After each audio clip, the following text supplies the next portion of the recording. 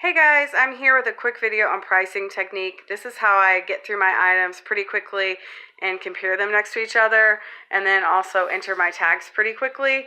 So the first thing I do is I grab one category of items or one size of clothing, and I just work through it. I'll pile like things together. So if I'm working with infant toys, I can look at those all at once, and then if I'm looking at clothing or baby gear, I'll kind of go through it all one category together. So say these are size 6 clothing. What I am doing when I'm going through it is I'm going to look at each item and say, what do I think I'd pay for this? So say for this nightie down here, it's got a little bit of light wash wear. I might say that that's my lowest value item at $2 or $2.50. And down here to the right, I might say my little Hannah Anderson swimsuit is higher value at $6.50, $7.50, $5.50, something higher. So what I'm doing is just kind of going through and comparing each item to each other. So I might say that my little Oshkosh skinnies are worth more than my popsicle nightie, but less than my Hannah Anderson swimsuit, and just kind of put those in maybe a $4.50 pile.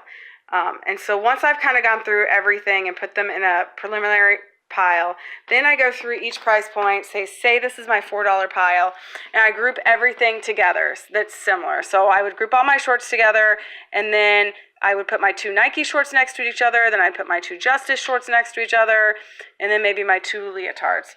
So this is going to let me enter things a little bit quicker in the system. So once I've sorted by category, then by price point, and then by like items within a price point, I go and I move over and I enter everything. It does look a little faster, I think, on your phone, but I'm showing you on your computer. You can see down here I've entered 2 items, the nightie and the dress. And now I'm getting ready to enter the Nike shorts. So I've decided they're worth $4, and I'm going to enter 2 of them because I have 2 pairs. So I'm going to submit the item, and then I'm going to scroll down, and I'm going to edit it because I want everybody to know that the pink one, they're pink. I want to be able to add a description on there, but I don't want to have to, type everything all over again.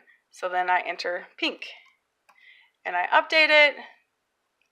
And then I do the same for the other one. Maybe I'll just enter it and update it as black. Then I move on, and because I'm working in my $4 pile, my $4 auto-populated, my girls size 6 is auto-populated, my clothing is auto-populated, discount is auto-populated, and donate's auto-populated. So then I'm just going to do the same thing again, and I'm just going to put leotard in there. And then I'm going to go and I'm going to put quantity 2, and then I'm going to go ahead and edit each one and say a black star leotard, and I'm going to edit the next one and say a pink leotard. That way I have some type of description. So once everything is entered, I'm going to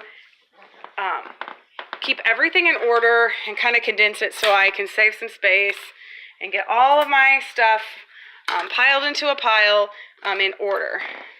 This is going to let me attach my tags faster. So I have everything in order. Then I'm going to go and I'm going to print my tags.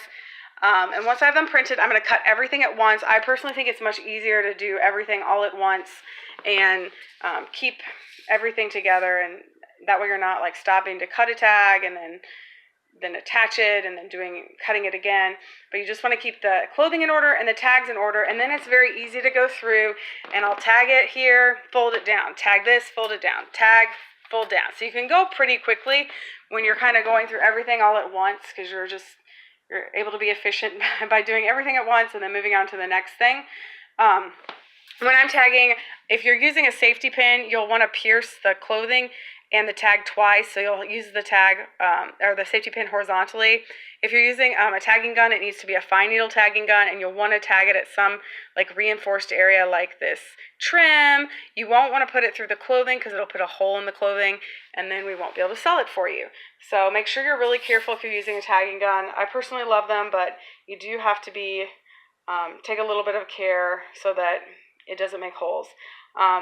Just a few things. Typically you want to pin your tag to the right, like I have on this little dress, but sometimes maybe if there's a Ralph Lauren logo or there's part of a cute design, you might want to hang it up higher, or you might have to hang it to the right, because you want those special characteristics of the item that might make it sell a little bit better visible. So you don't want, if it's a North Face logo, that the North Face logo's on the right when you're looking at it. So you don't want to cover that up because it's going to be less likely to sell if people can't see that it's an awesome North Face, jacket for this great price.